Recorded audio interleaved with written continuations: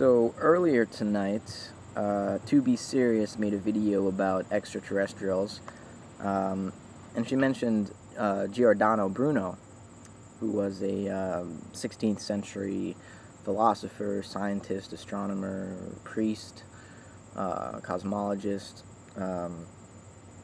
occultist, and it's widely assumed that he was put to death, burned at the stake by the Catholic Church, or the Inquisition in Rome, in 1600, I think, because of his Copernicanism, because of his professed belief in Nicholas Copernicus's heliocentric model of the universe. But actually, that's not entirely true. Bruno did agree that the Earth was not the center of the universe, but he disagreed, actually, with Copernicus about whether or not the sun was the center of the universe. He thought that the universe had no center. Or you could say that the universe's center was everywhere and its circumference was nowhere, because Bruno believed in an infinite universe. And he was put to death not because of Copernicanism, but because of his dismissal of Aristotle, which the church for a couple hundred years had really put at the center of their theological philosophy of nature. And Bruno, by calling that into question, raised some eyebrows in Rome. And his insistence that spirit and matter were not separate also raised a lot of eyebrows, because for the Christian, or at least the Catholic Church, and still for most Christians today, there is a strict separation between the Creator, God, and the creation, nature. And to conflate this difference is possibly the worst dogma, or the worst contradiction of dogma, that one could put forth. And Bruno did that, and he was subsequently burnt at the stake.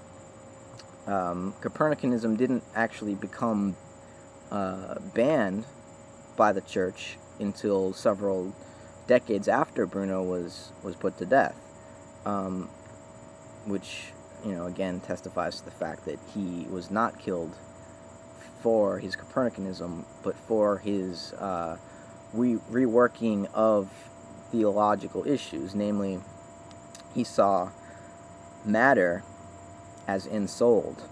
He saw God as immanent on Earth, on this planet, in all of the material bodies which exist here, as much as God was in heaven, in the stars.